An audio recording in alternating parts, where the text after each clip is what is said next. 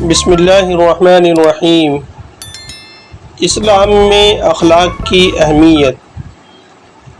عن مالک بلغہ قال قال رسول اللہ صلی اللہ علیہ وسلم بعثت لأتمم مکارم الاخلاق۔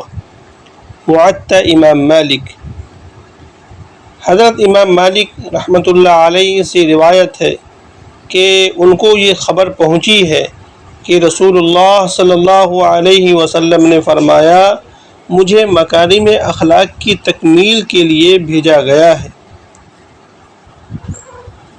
تشریح۔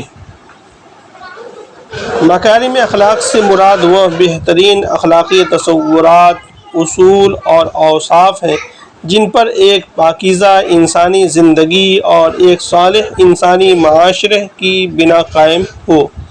مکارم اخلاق کی تکمیل سے مراد یہ ہے کہ حضور صلی اللہ علیہ وسلم سے پہلے حضرات انبیاء علیہم السلام اور ان کے صالح متبعین مختلف اوقات میں اور مختلف قوموں اور ملکوں میں اخلاقی فضائل کے مختلف پہلوؤں کو اپنی تعلیم سے نمایاں کرتے رہیں اور اپنی عملی زندگیوں میں ان کے بہترین نمونے بھی پیش کرتے رہیں، مگر کوئی ایسی جامع شخصیت اس وقت تک نہ آئی تھی جس نے انسانی زندگی کے تمام پہلوؤں سے متعلق اخلاق کے صحیح اصولوں کو مکمل طور پر بیان کیا ہو اور پھر ایک طرف خود اپنی زندگی میں ان کو برت کر دکھایا ہو اور دوسری طرف ایک سوسائٹی اور ریاست کا نظام بھی انہی اصولوں کی بنیاد پر بنا اور چلا کر دکھایا ہو۔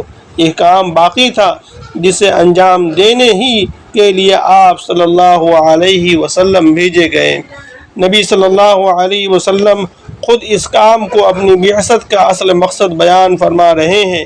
اس سے معلوم ہوا کہ آپ صلی اللہ علیہ وسلم کا کوئی ضمنی کام نہ تھا کہ آپ صلی اللہ علیہ وسلم کا مشن تو کچھ اور ہو اور ضمن آپ صلی اللہ علیہ وسلم نے یہ کام بھی کیا ہو، بلکہ دراصل یہی کام تھا جس کے لیے آپ صلی اللہ علیہ وسلم کو بھیجا گیا۔